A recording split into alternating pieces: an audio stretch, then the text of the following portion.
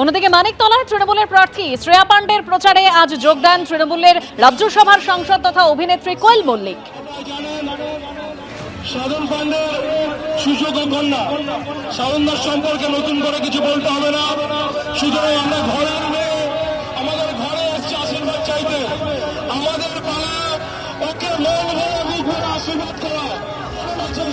তোমরা আমায় আশীর্বাদ করো।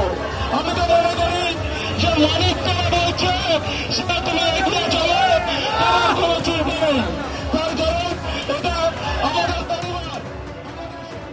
ভোটের মুখে কলকাতা পুলিশের ব্যাপক রদবদল। সরিয়ে দেওয়া হলো কলকাতা পুলিশের 3 যুগ্ম কমিশনারকে। কলকাতা পুলিশের নতুন গোয়েন্দা প্রধান সোমা দাস মিত্র। আর কোন কোন পদে রদবদল হলো জানবো আমাদের প্রতিনিধি ময়ূক ঠাকুর চক্রবর্তীর কাছ থেকে। ময়ূক, দেখো, কিছুক্ষণ আগেই ইলেকশন কমিশনের তরফ থেকে একটা নোটিফিকেশন হয়েছে এবং সেই নোটিফিকেশনে যেটা দেখতে পাওয়া যাচ্ছে, রূপেশ কুমার কলকাতা পুলিশের জয়েন্ট সিপি ক্রাইম, তিনি গোয়েন্দা প্রধান ছিলেন। তার জায়গায় নতুন গোয়েন্দা প্রধান হচ্ছেন সোমা দাস মিত্র, তিনি ডিআইজি সিআইডি পদে ছিলেন।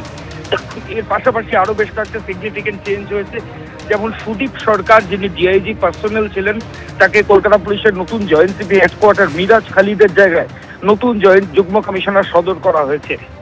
দেবস্মিতা দাস, এই আইপিএস অফিসার, আগে কলকাতা পুলিশে কাজ করেছেন, বর্তমানে ডিআইজি এসটিএফ পদে ছিলেন, তাকে কলকাতা পুলিশের জয়েন্ট সিপি ইন্টেলিজেন্স পদে নিয়ে আসা হলো।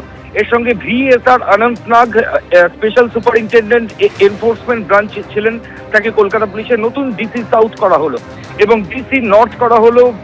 একসময় মালদার এসপি ছিলেন এবং তার পরবর্তী ক্ষেত্রে এসএসআইবি নর্থ বেঙ্গল ছিলেন প্রদীপ কুমার যাদব, তিনি কলকাতা পুলিশের নতুন ডিসি নর্থ হচ্ছেন। সৈকত ঘোষ ডিসি ভাঙড় ডিভিশন ছিলেন, তাকে কলকাতা পুলিশের নতুন ডিসি সাউথ ইস্ট ডিভিশনের দায়িত্ব দেওয়া হয়েছে এবং প্রশান্ত চৌধুরী, এই আইপিএস অফিসারকে ডিসি ইস্ট ডিভিশনের দায়িত্ব দেওয়া হয়েছে।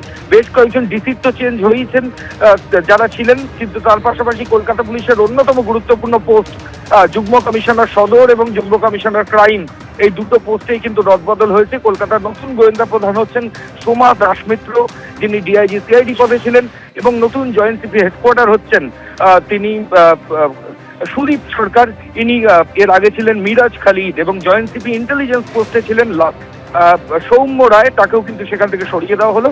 কলকাতা পুলিশের নতুন জয়েন্ট সিপি ইন্টেলিজেন্স হচ্ছেন দেবস্মিতা দাস। ধন্যবাদ ময়ূক।